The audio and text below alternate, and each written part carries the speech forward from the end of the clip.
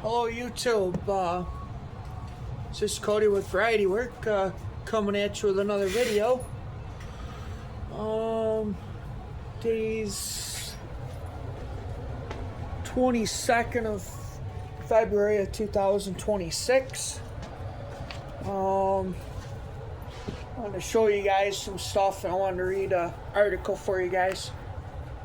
So show you what I got going on here in a minute.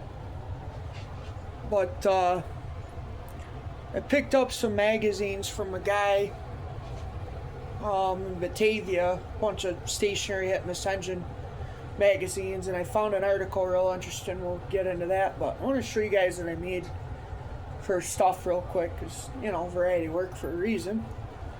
So let's get into it. So as I turn the camera around, I got I added this back plate, or this backboard, for my workbench that I think you guys seen in a video, but there's like 12 drawers in this, and there's one missing for storage. But I added this backboard, like I said, when I got a job at the dealership world, and as you can see, this is like one long pallet, and put this up here, so you know we're always working on belts, we're always working on like gearboxes and stuff. So what I simply did was built this backboard, so I had so I got most of the tools I want to use on the bench. So like, I want to use a tool, I can just grab it, you know what I mean? I can just grab it, can put it away, and got the lights, and then of course I got all my writing utensils and stuff. Right here, got my safety glasses, got another pair, got my mirrors, got my line wrenches. Dealership world, they gave me that sign. It gets a little scratched up, they're not allowed to sell it, I don't understand why. But and then up here I decided to add a bookshelf, or library as you call it, because we get some tractor manuals up here. So I gotta label this, so I gotta get a label maker. But up here we got the big Cub Cadet service manual. Covers, what is it, 70 to like 123 or something like that, Cub Cadets, 1450s. And then Dad had this service manual when he bought tractor 93.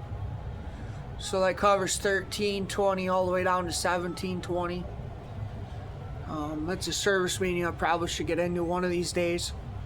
And then this one here is the 8N service manual, or 8N binder, and then a couple car manuals and stuff. Old, other old binder that doesn't have anything to do with repairs. So then I got these magnets from Harbor Freight, and these strip magnets. So I put these up there, and I wanted to display my monkey wrenches. Then I got basic pliers that reach. And then this is another fashion we do, trying to keep in old times. Take old jars. Seen this at a house is gonna buy. So you take old jars and you screw the lids up, then you on top, and then you take the lid down. So you want your lock washers, you just unscrew the jar, put the jar back up, put the jar back up, and then that's how that works. I mean, I still got to do stuff with this, but spring's right around the corner, so we'll get into that in a minute. Got the pencil sharpener at reach. Got the glove dispenser at reach. So what I want to do is I kind of want to read you an article, but what I want to do is try to find there's an article I want you guys to read, but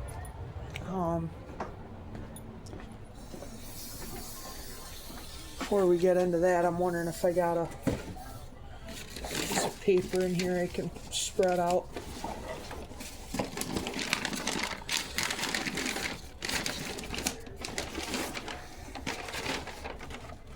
Yeah, nothing like being unprepared for video.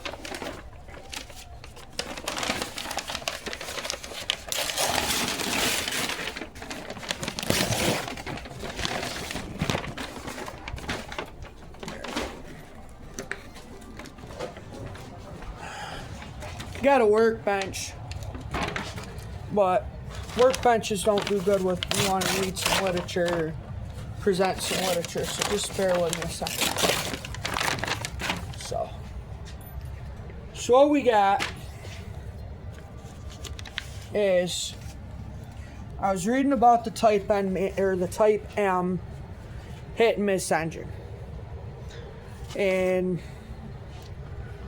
it's a really cool article, but I don't want to bore you guys with the details. But Grandpa was saying years ago, when these hit and miss engines got started, that turn the camera around, I guess. But all right. So when these hit and miss motors got started,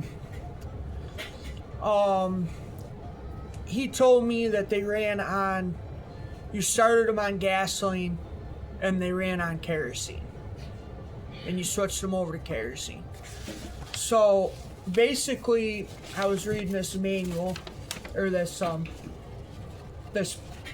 article on this Type M hit and miss motor. Now, my grandfather had the horse and a half McCormick Deering, but what I've read in this magazine is McCormick Deering and International Harvester are the same company. So I don't want to bore you with the details, but I'm just going to read you a quick article. Trying to find where it is.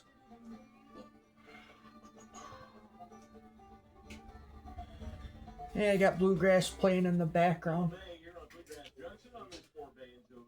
More on the banjo before I get out of here and make way for Chris Jones and this week's edition of True Grass. Then, of course, handpicked Brazil and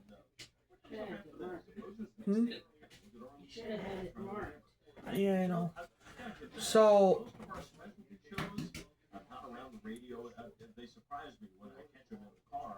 what I'm gathering from the article is you had to put gasoline in the tank, and then you start the motor up and you let it get really good and hot. And then you gradually add kerosene to the fuel tank so it would run. So what I was reading in the article was, when it got really hot and you just added the kerosene, you would essentially be diluting the gasoline to make the engine run. And then getting my great-grandpa's motor, hopefully someday, whenever that is, but he's got a 3-horse. So that motor is consisted to 2 different sections or 2 different valves that you would turn to do the same process. And I'm gonna turn this around. You guys can scroll in, pause the video. But my great grandpa's engine has this apparatus right here. And that apparatus lets the operator shut off the gas and turn on the kerosene, or shut off the kerosene, turn on the gas. And it's another mixture screw like you've seen on the old Stover Hitmas engine. And this article here, or this picture here, is quite interesting with the magnetos. I tried to explain it, trying to work on them and stuff, but as you can see in the video, it's how it's tore apart and stuff, how they done a diagram on that. So somewhere in here it does tell me that.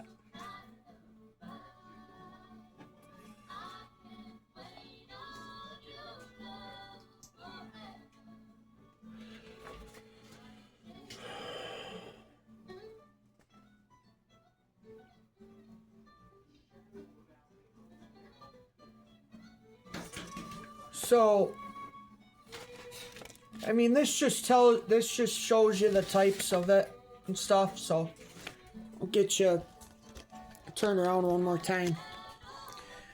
And essentially, I mean, if you want to pause the video, I mean, I'll hold the camera like this for a little bit. So if you guys want to pause and read some of that, you guys are more than welcome to read it.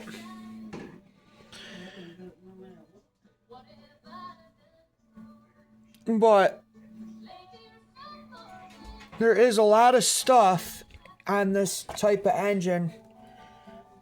I mean, yeah, it answered my question on how they did that back then. His grandpa didn't make himself clear on it. And of course, when I was little, you know how you get when you're little, you're more interested in the engine running, not all the internal workings of it. And then some stuff you kind of forget because, I mean, yeah, your grandpa told you a couple times and it's about it, and then you forget. But that all happens on that page, and then I'll zoom you in, and then you can pause it, and you can read all this. And I'll just bring it down slowly so you guys can read the article. But I mean, this all in here is very, very detailed. I mean, I got the Stover, but when everybody wants to know about how these engines run, you got your trip meter, which is what it's looking like, and that's the type of magneto. But they all do the same thing. They all trip and make it so it sparks. And turn the camera back around, set you guys on the tripod. So essentially reading the article a little bit, me trying to tell you about it. I can't find it in the article, so I just decided to kind of do a basic scan of it, so you guys could pause it and like read it. Because I mean, that's how videos work. You can kind of pause it, you can, you know, run your phone in and out, you can read it. But I want to get into some other things, cause where is it? Where's my box? Be right back.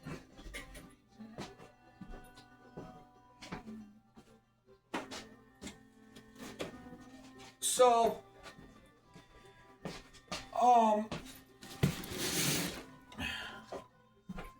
So I got a box of magazines the other day, and that's how I found that information, because I like read things.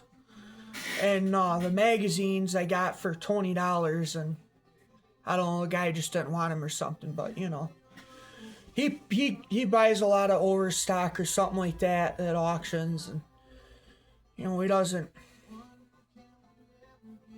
He's basically, he just kind of gets stuff and he just doesn't know what it is, and which is fine. But I know some of you guys, younger guys trying to get into it, stuff like that. I mean,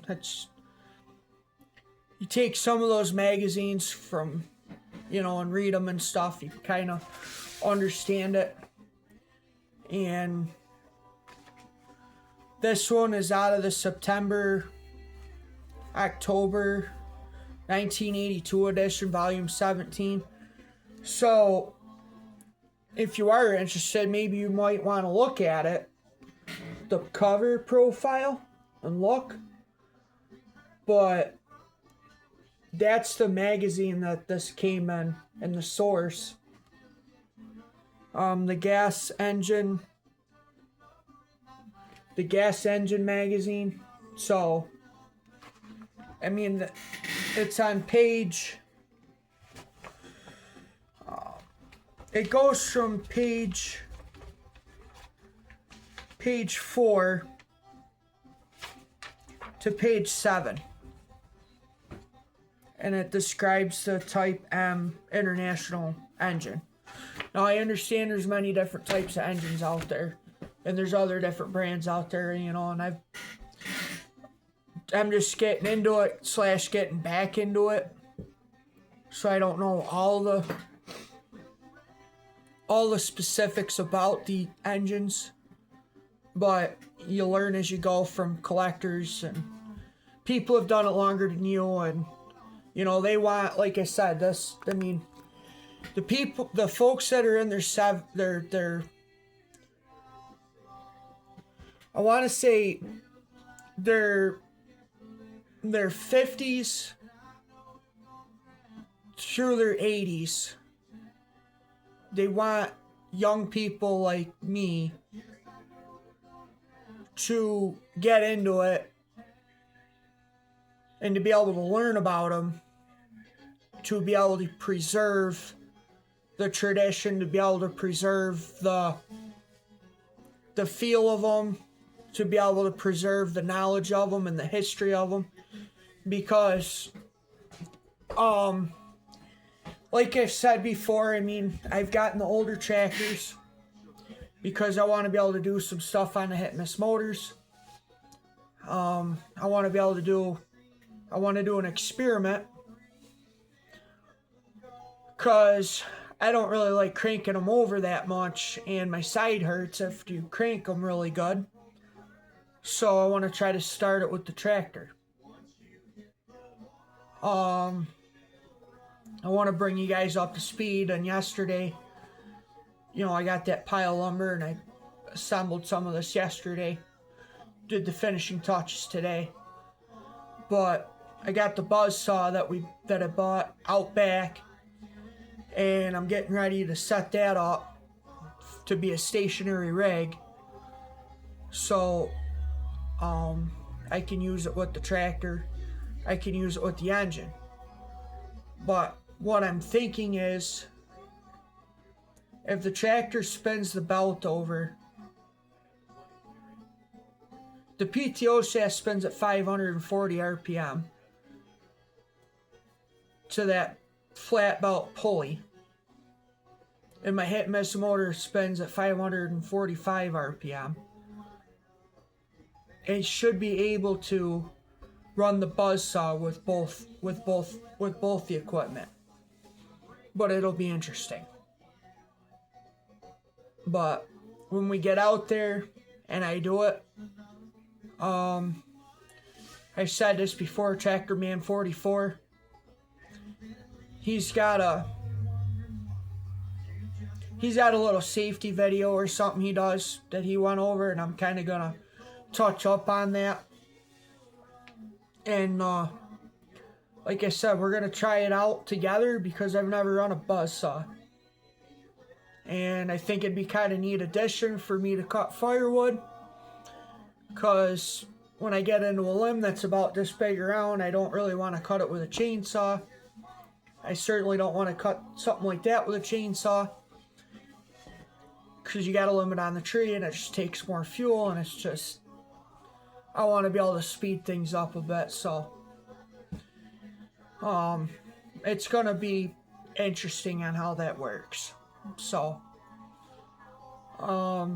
maybe I'll read another magazine tonight and take you guys along to if I find an interesting article I want you guys to know about.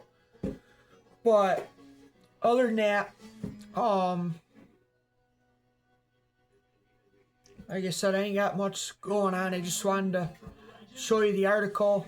I wanted to touch on the article. I wanted to explain what my grandfather was talking about, because I kind of really didn't know. He didn't elaborate on that much. So now that we know, it'll be something. Because you got to remember, when we first started, electricity, like this stupid light and that stupid TV and that stupid refrigerator that all run on stupid electricity, it's just a waste of time. These gasoline motors ran everything from your water pump to,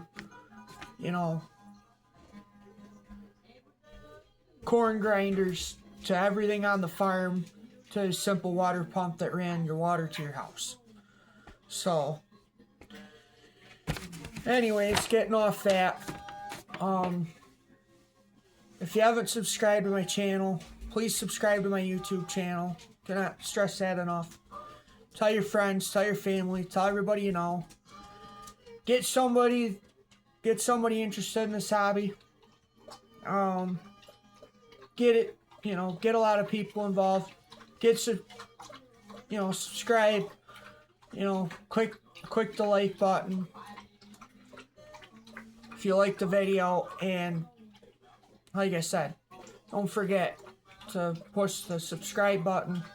Tell your friends about it and stuff. So, till next time, this is Cody with Variety Work, over and out. Take care.